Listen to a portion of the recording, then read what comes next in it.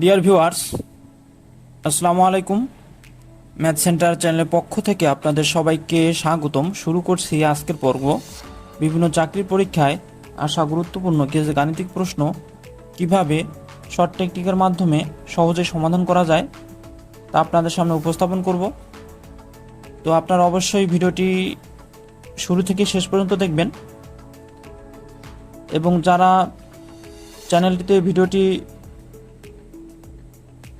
প্রথম দেখছেন তারা অবশ্যই চ্যানেলটি সাবস্ক্রাইব করবেন। ভিডিওটি ভালো লাগলে অবশ্যই শেয়ার করবেন এবং আমাদের চ্যানেলের সঙ্গেই থাকবেন। তো প্রথমত আমরা একটি প্রশ্ন লক্ষ্য করি। পিতা ও মাতার বয়সের গড় ৪৫ বছর, আবার পিতা মাতা ও এক পুত্রের বয়সের গড় ৩৬ বছর। পুত্রের বয়স কত? এই প্রশ্নটি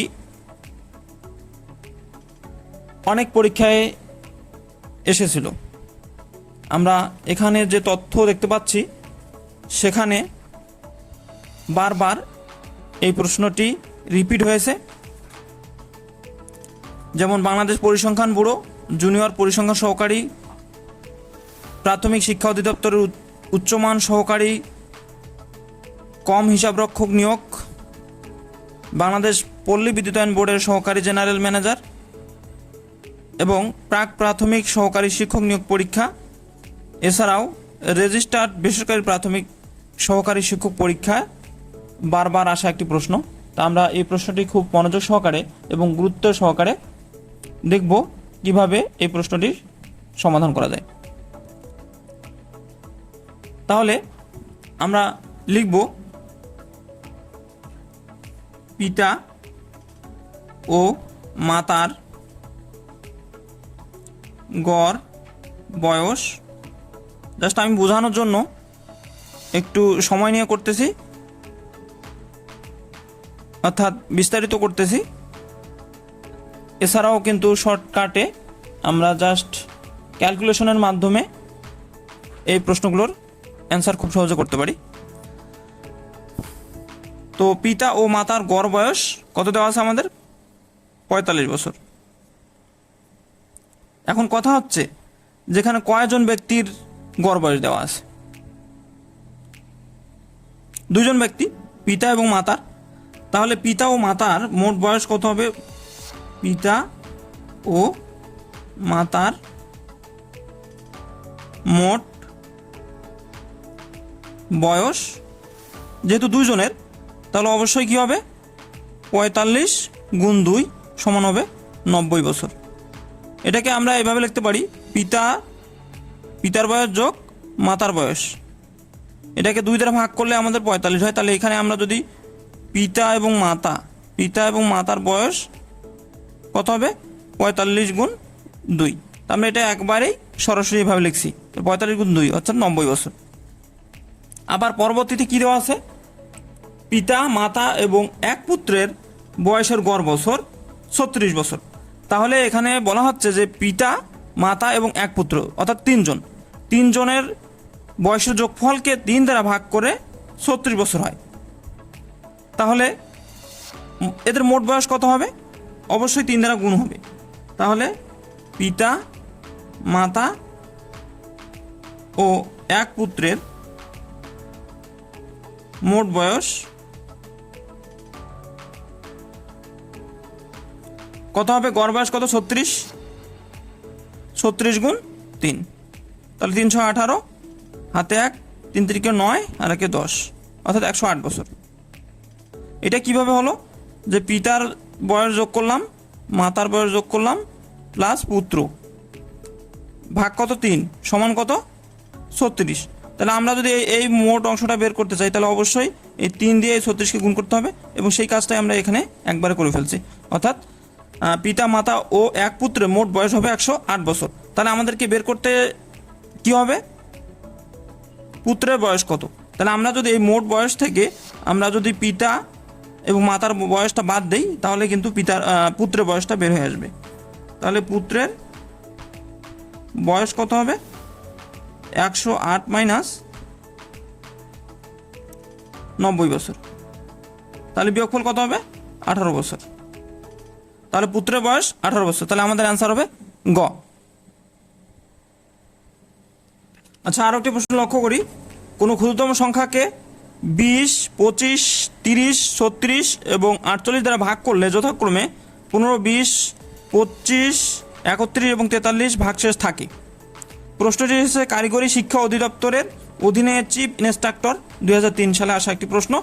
তো এই ধরনের প্রশ্নগুলো কিন্তু বারবার রিপিট হয়, বিভিন্ন চাকরি পরীক্ষায় কিন্তু এসে থাকে এবং পরবর্তীতে কিন্তু সেগুলো আবার বিভিন্ন ভিন্ন পরীক্ষায় এসে থাকে। তো আমরা এই ধরনের অঙ্কগুলো খুব মনোযোগ সহকারে করব এবং জাস্ট কয়েকবার প্র্যাকটিস করব, তাহলে আমরা কিন্তু বিভিন্ন পরীক্ষায় আসলে আমরা খুব সহজেই প্রশ্নগুলো অ্যান্সার করতে পারবো। তাহলে আমরা এই ধরনের অঙ্ক পূর্বেও সলভ করেছি এবং পূর্বে বিভিন্ন পরীক্ষায় এসেছে। তাহলে আমাদের বলছে যে 20, 25, 30, 36 এবং 48 দ্বারা কোনো ক্ষুদ্রতম সংখ্যাকে ভাগ করলে 15, 20, 25, 31 এবং 43 ভাগশেষ থাকে। তাহলে আমরা এখান থেকে বিয়োগ দেব। 20 থেকে 15 পার্থক্য 5, 25 থেকে 20 এটাও বিয়োগফল 5, আবার 30 থেকে 25 অর্থাৎ এটা থেকে এই পরেরটা তাহলে 5, পরে 36 থেকে আবার 31 বাদ দিলে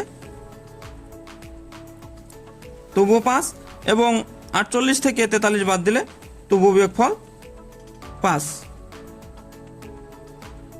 তাহলে প্রতি ক্ষেত্রে বিয়োগফল 5 থাকে।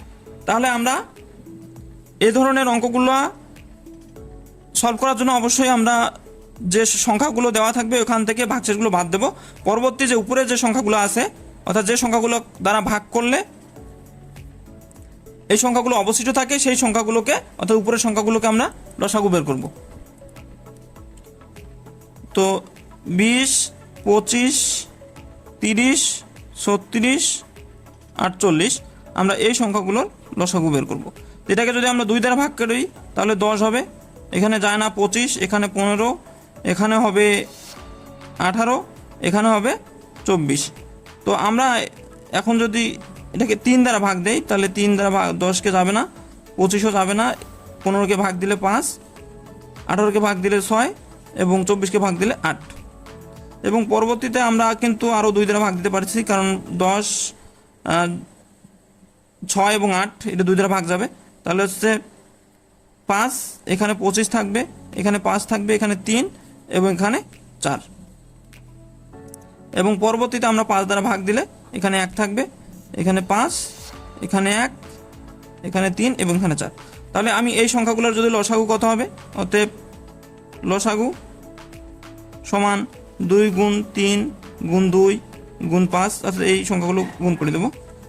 1 গুণ 5 গুণ 1 গুণ 3 গুণ 4। তাহলে এই গুণফল করলে গুণফল হবে 3600। তাহলে যেহেতু 5 অবশিষ্ট থাকে তাহলে সংখ্যাটি কত হবে, অতএব সংখ্যাটি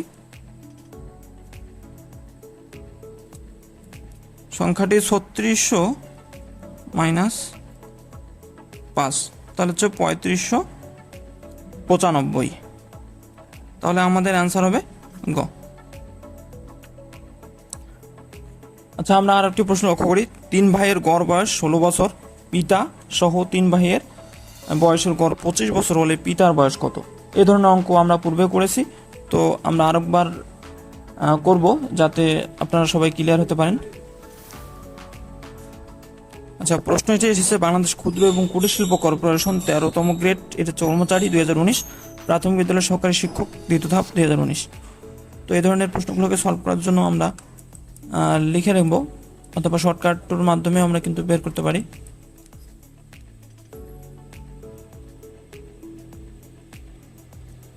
আচ্ছা, 3 ভাইয়ের গড় বয়স, 3 ভাইয়ের গড় বয়স সমান 16 বছর। তাহলে 3 ভাইয়ের মোট বয়স কত হবে? অবশ্যই 16 গুণ, কজন আছে? 3 জন, তাহলে 3 বছর, 3 16 48 বছর। এমন বলছে পিতা সহ 3 ভাইয়ের গড় বয়স, পিতা সহ 3 ভাইয়ের গড় বয়স সমান 25। তাহলে পিতা সহ 3 ভাইয়ের মোট বয়স কত হবে? কয়জন আছে? 4 জন। 3 ভাই এবং পিতা, তাহলে 4 জন। 25 গুণ 4, তাহলে হচ্ছে 100 বছর। তাহলে আমাদের কি করতে হবে? পিতার বয়স বের করতে হবে। অর্থাৎ আমরা যদি পিতা সহ 3 ভাইয়ের বয়স থেকে যদি আমরা 3 ভাইয়ের বয়স বাদ দিই, তাহলে অবশ্যই আমরা পিতার বয়স বের করতে পারবো। অতএব পিতার বয়স সমান 100 মাইনাস 48, তাহলে বিয়োগ করলে 2, 52 বছর।